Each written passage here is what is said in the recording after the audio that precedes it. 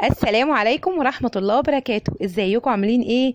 معاكم داليا الشماع، والنهاردة هنعمل مع بعض طاجن كوسة بالحمص. تحفة تحفة تحفة جدا. طريقته سهلة جدا وكمان طعمه حكاية.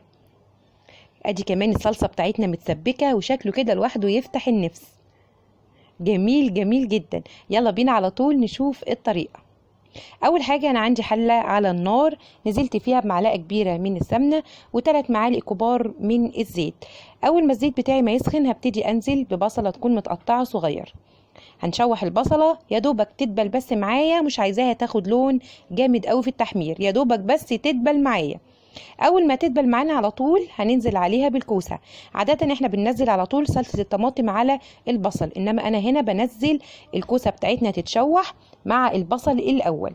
بعد كده بعد ما ادي الكوسه بتاعتنا تشويحه مع البصل هبتدي انزل عليها بالتوابل.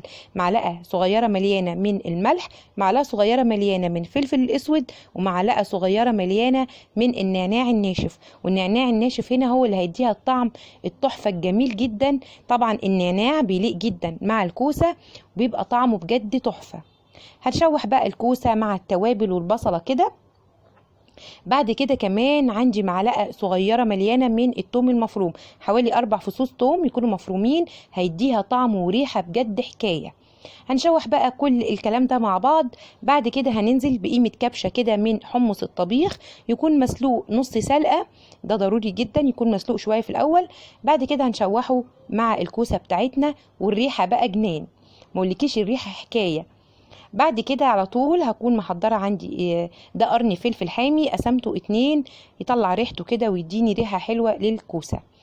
طيب بعد كده هننزل على طول بقى بصلصة الطماطم، طبعا متصفية كويس قوي بعد ما اتخلطت من القشر ومن اي بذور موجودة فيها.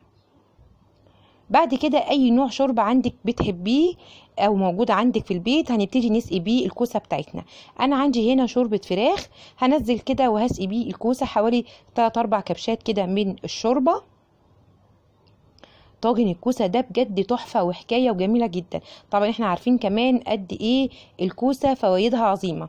في الوقت ده لو انت عامله لحمه وعايزه تعمليها باللحمه تقدري تنزلي دلوقتي في الوقت ده اللحمه وتدخليها مع الكوسه، تكون طبعا مسلوقه نص سلقه. بعد كده انا غطيتها يا دوبك تاخد غلوه واحده بس. بعد ما خدت معانا غلوه انا هطفي عليها دلوقتي، واكون مسخنه عندي طاجن اللي هدخل فيه الكوسه الفرن، اكون مسخناها عندي في الفرن كويس قوي. بعد كده هننزل على طول بالكوسه بتاعتنا بالحمص والحاجات الجميله اللي احنا حطيناها فيها دي. تمام. بعد كده هجيب بقى ورقه الفويل وابتدي ان انا اقفله كويس قوي، وعندي الفرن والع على درجه حراره 200. هندخل الطاجن بتاعنا فيه ونص ساعه بس وهتلاقيه طالع معاكي بالجمال ده.